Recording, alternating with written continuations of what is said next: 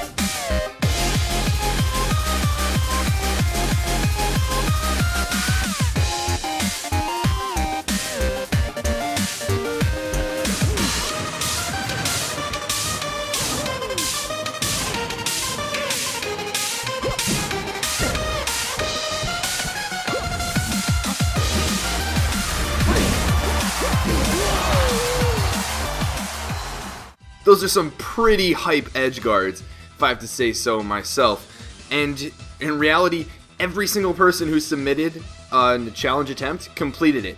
So congrats to everyone who submitted a challenge. There were actually 13 people who submitted attempts, which is great participation for any Hero vs. Zero challenge.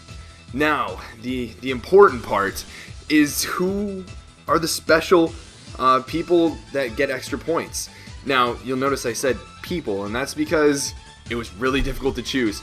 Now, I was looking at these and I was trying to decide between 2 or 3 clips, but then I realized, you know, I'm inherently biased towards Melee a bit because I like the game more, and I want to see what other people would think about it. So I actually asked a few people who weren't aware of which clips belong to which person, aren't actually participating in the challenge, and don't really know many of the people who participated in the challenge.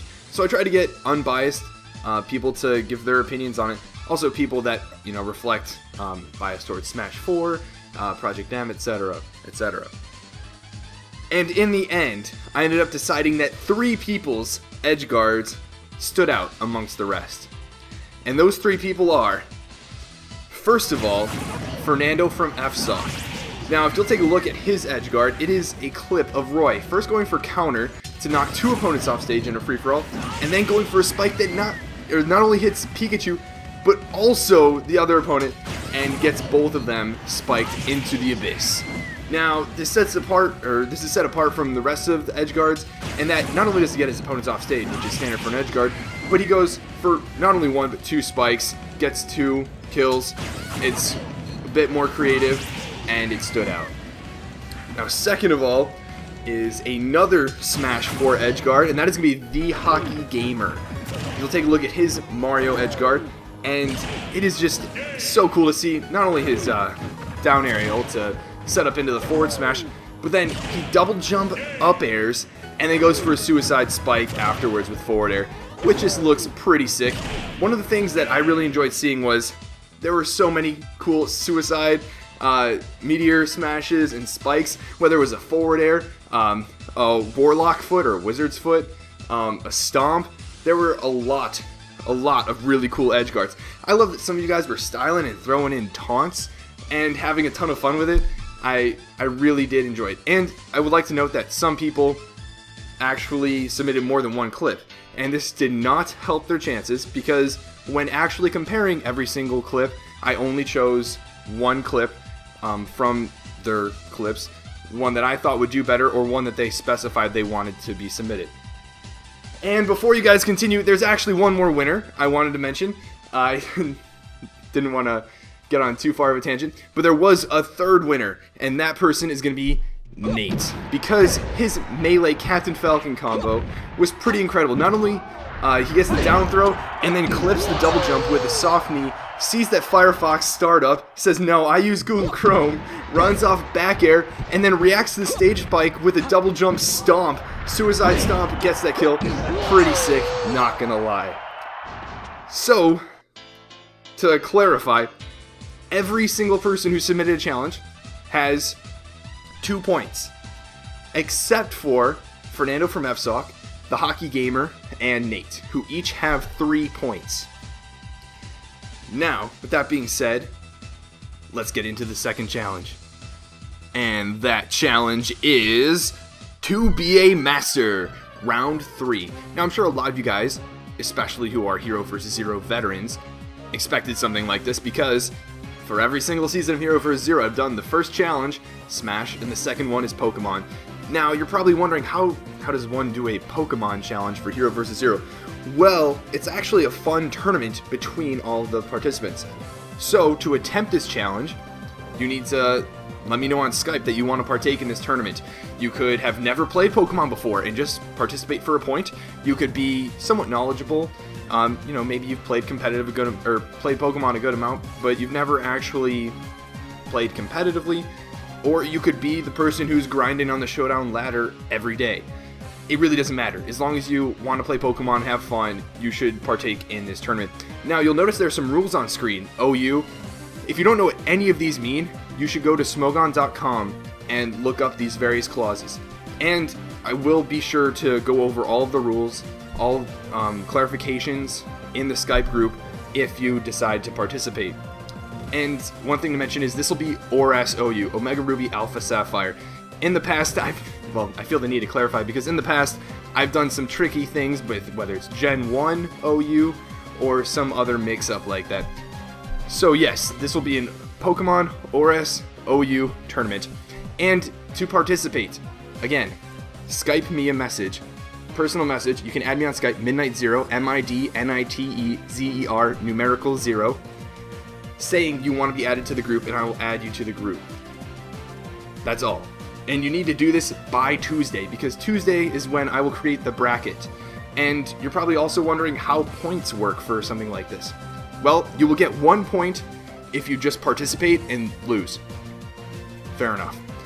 And depending on how many people participate, we could have various numbers, it's difficult to explain. Numerous battles you could partake in potentially to get to grand finals and win the tournament. And based on how far you get, I'm going to tier the points. So let's say you win your first battle and there were, I don't know, 20 participants. So you did better than about half of them. That would probably net you 2 points. But let's say you're one of the people who wins 2 of their first matches. Probably get you 3 points. And if you make it to the finals, you get 4 points, something like that. So there is a huge opportunity for getting more than your standard 2 points for completion and 3 points for doing better than normal. So I highly recommend you partake in this. I love Pokemon, and I know you guys, a lot of you guys have grown up with Pokemon and would enjoy something like this. So do hit me up on Skype, and I look forward to seeing you guys in that Skype group and for this Pokemon tournament. If you have any questions, of course, leave them in the comments below. And if you want to partake, if you're not sure, just let me know, and I can clarify anything in the Skype group too. So on that note, I'll see you guys in the Skype group for the Pokemon tournament, and if not, tier. I'll see you in the next episode of Hero vs. Zero. But until then, this has been Midnight0.